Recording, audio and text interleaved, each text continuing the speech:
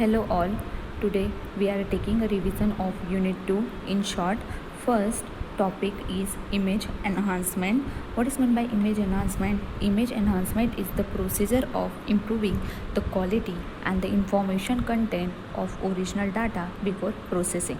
Common practices include contrast enhancement, spatial filtering, density slicing, and FCC. Image enhancement algorithms are commonly applied to remotely sense data to improve the appearance of an image, and a new enhanced image is produced. The enhanced image is generally easier to interpret than the original image. Image enhancement approaches fall into two broad categories. First one is spatial domain method and next one is frequency domain. We discuss one by one in detail. First one is a spatial domain. Spatial domain method are the procedures that operate directly on these pixels. Image enhancement has a very good application. It is used to enhance the medical images captured in remote sensing, images from satellite, etc. As indicated previously, the term spatial domain refers to the aggregate of a pixel composing an image. Spatial domain methods are the procedures that operate directly on this pixel. The term spatial domain refers to the image plane itself. The image processing method in this category are based on the direct manipulation of the pixel in an image. Spatial domain processes will be denoted by the expression g of x, y is equal to t of f of x, y, where f of x, y is the input image, g of x, y is the proceed image, and the t is an operator on f defined over the some neighborhood of x, y. The principal approach in defining a neighborhood about the point x, y is to use a square or the rectangular sub-image area centered at x, y. Then the next topic is gray level transformation. The simplest form of T is when the neighborhood is of the size 1 by 1, that is a single pixel. In this case, G is depend only on the value of f at x, y, and T becomes a gray level, also called as intensity or the mapping transformation of function of the form S is equal to T of R, where R is the pixel of the input image and S is the pixel of the output image. T is the transformation function that maps each value of R to each value of S. As an introduction to the intensity transformation, which shows three basic types of function used frequently for image enhancement. First one is a linear, that is negative and identity transformation. Second one is a logarithmic, that is log and inverse log transformation. And the third one is a power law transformation, nth power and nth root transformation. The basic gray level transformation consists of image negative log transformations, power law transformation, and fourth one is piecewise linear transformation function. We discuss one by one. Linear transformation. First, we will look at the linear transformation. Linear transformation includes the simple identity and negative transformation. Identity transformation has been discussed in our tutorial of image transformation, but a brief description of this transformation have been given here. Identity transformation is shown by a straight line. In this transition, each value of the input image is directly mapped to each other value of the output image. Then next one is the negative transformation. The second linear transformation is the negative transformation, which is the invert of identity transformation.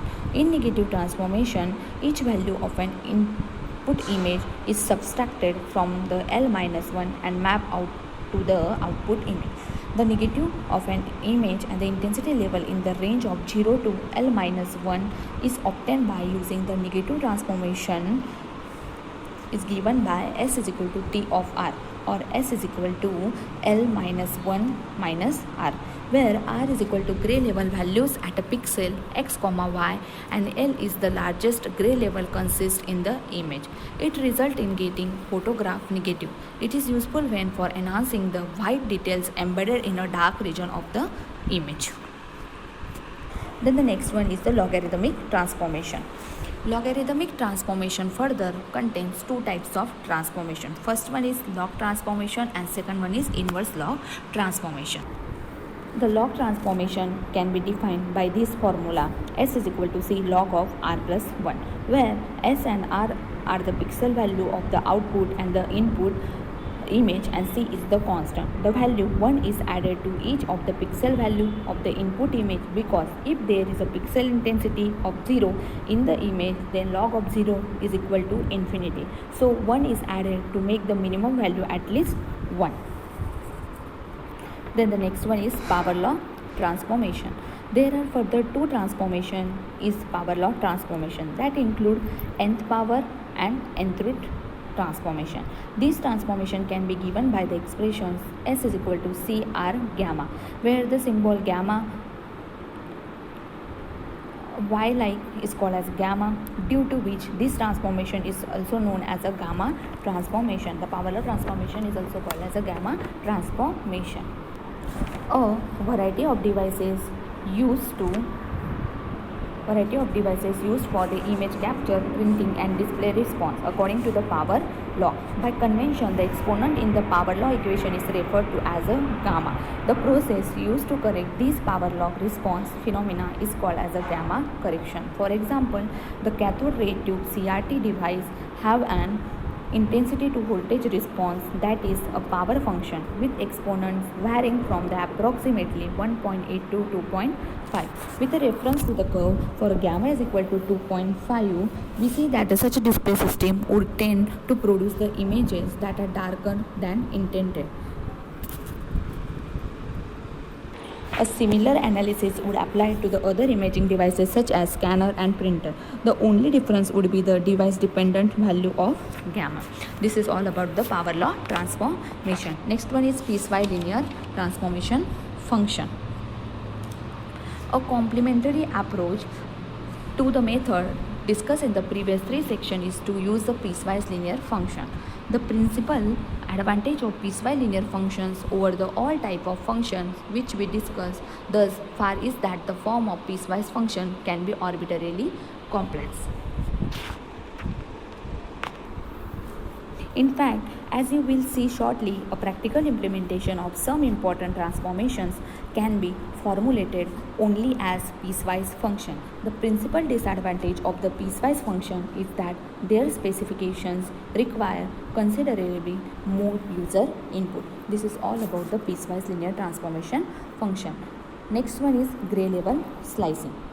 The gray level slicing is also called as the intensity level slicing. Highlighting the specific range of the intensity in an image often is of interest. Applications include enhancing the features such as masses of water in satellite imagery and enhancing the flaws in X-ray images. The process, often called intensity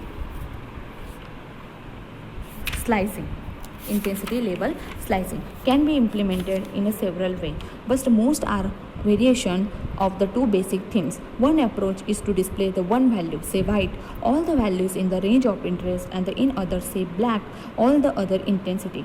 This transformation produces a binary image. The second approach, based on the transformation, brightens or darkens our desired range of the intensity, but all the other intensity level of image unchanged. This is all about the gray level slicing. Then next one is the bit plane slicing. Instead of highlighting the gray level ranges, highlighting the contribution made to the total image appearance by the specific bits might be desired. Suppose that each pixel in an image is represented by 8 bits. Imagine that the image is composed of 1 bit plane ranging from bit plane 0 for the least significant bit to the bit plane 7 for the most significant bit. In terms of 8-bit bytes, plane 0 contains all the lowest order bit in the bytes comprising the pixels in the image, and plane 7 contain all the high order bits. Then next one is the contrast stretching. One of the simplest piecewise linear function is a contrast stretching transformation. Low contrast images can result from poor illumination, lack of dynamic range in the imaging sensor, or even the wrong setting of the lens aperture during the image acquisition.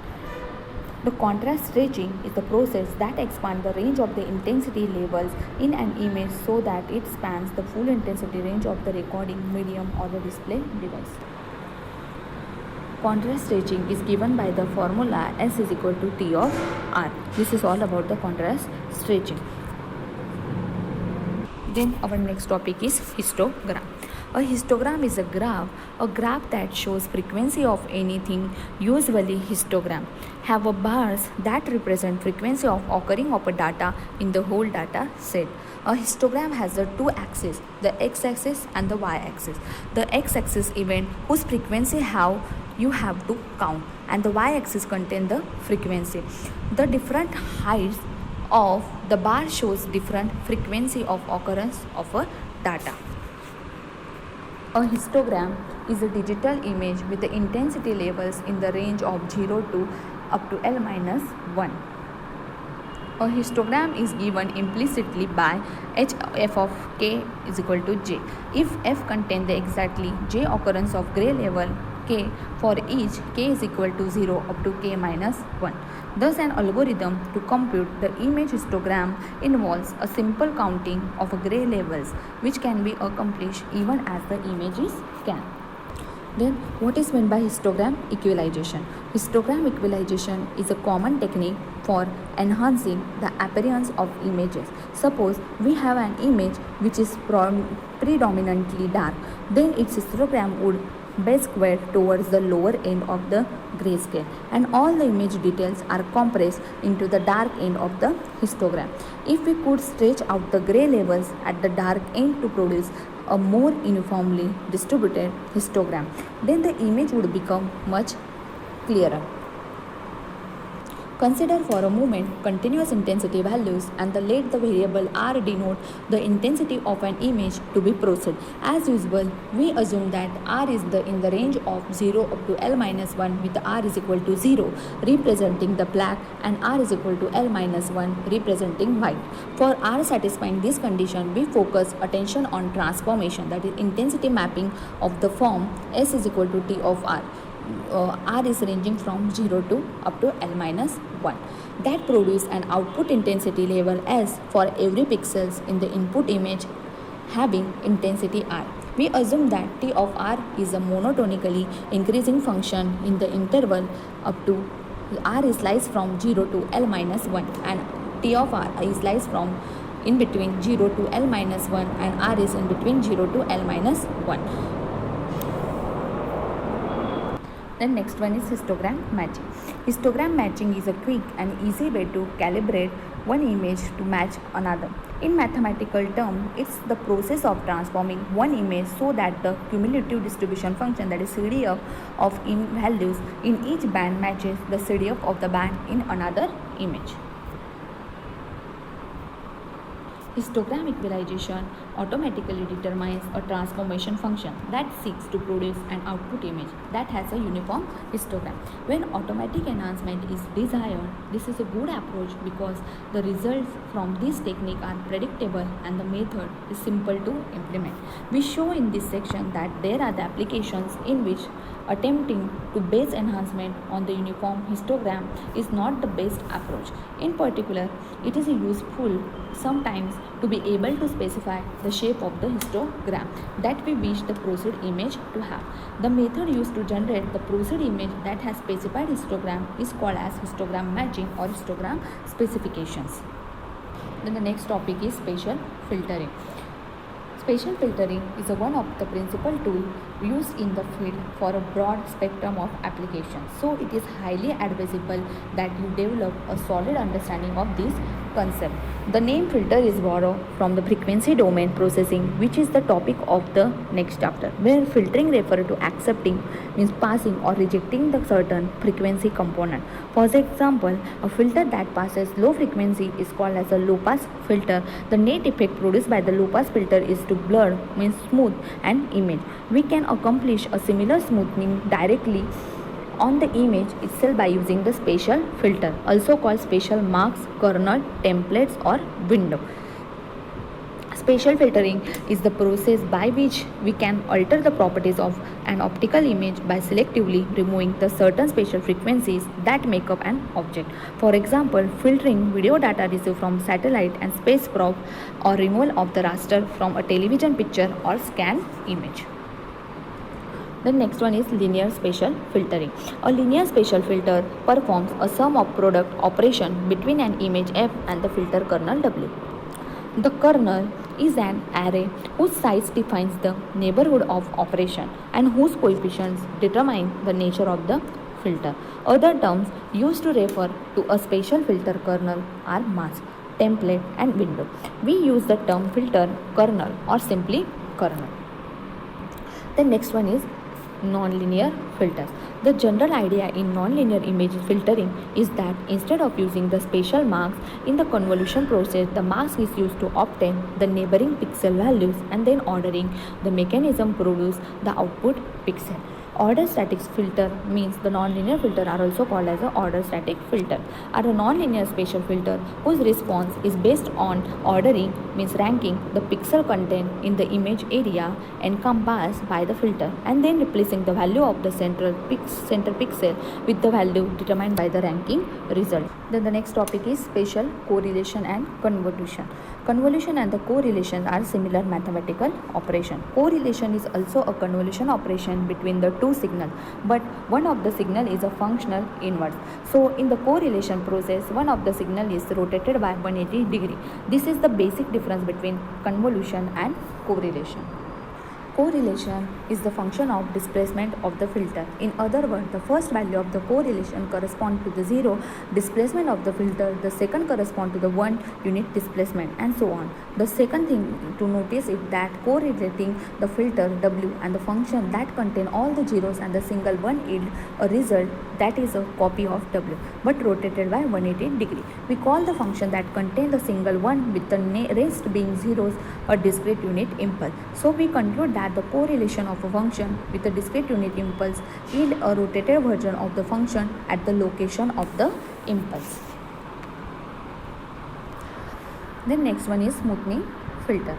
Smoothing filter are used for blurring and for noise reduction. Blurring is used in a pre-processing tasks such as removal of small details from an image prior to the large object extraction and bridging of small gaps in a lines or curves. Noise reduction can be accomplished by blurring with a linear filter and also by nonlinear filtering.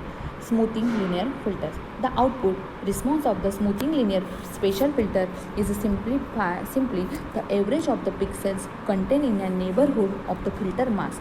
These filters sometimes are called as averaging filters. The idea behind the smoothing filter is straightforward. By replacing the value of every pixel in an image by the average of the intensity levels in the neighborhood defined by the filter mask, this process results in an image with a reduced sharp transition in intensity. Because random noise typically consists of sharp transition in intensity level, the most obvious application of smoothing is noise reduction. However, edges, which almost always are desired features of an image, also are characterized by sharp intensity transitions.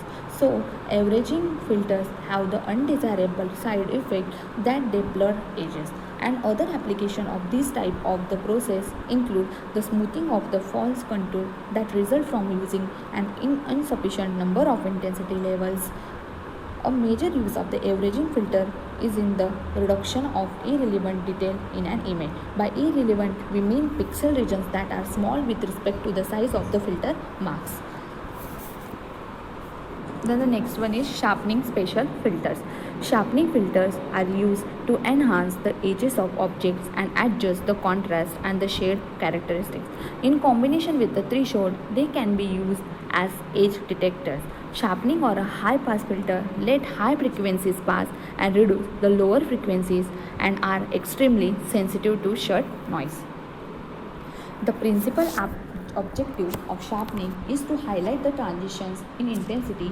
Uses of an image sharpening vary and include the applications ranging from electronic printing and medical imaging to industry inspection and autonomous guidance in military systems.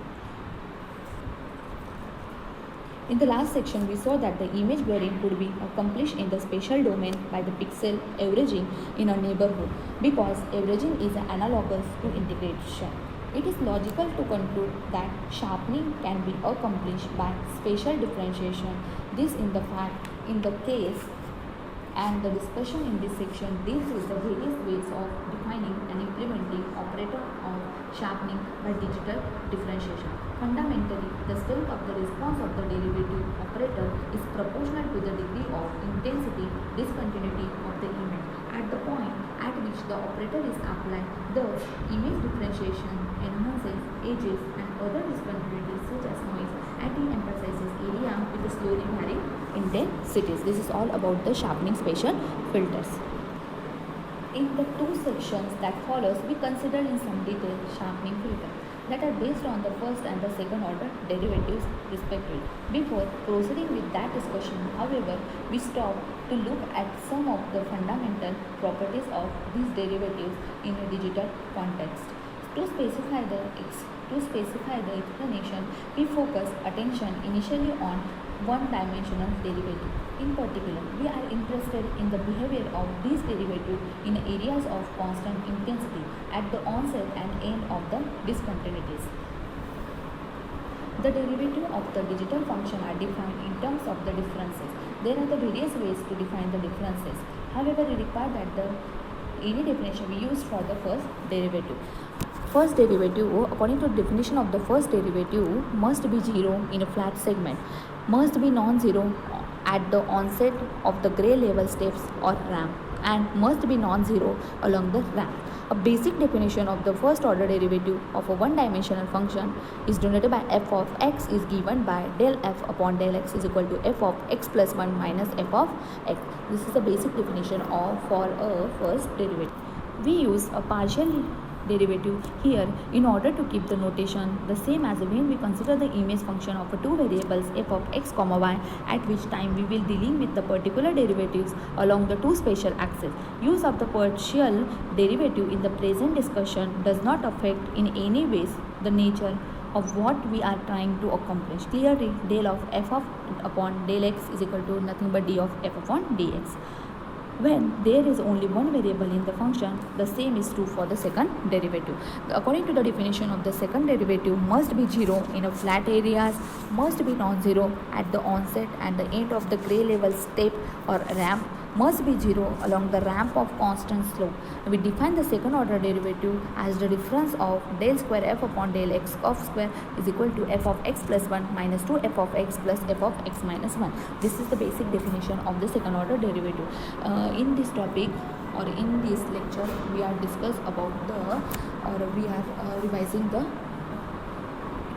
taking the revision in short of unit 2. Thank you.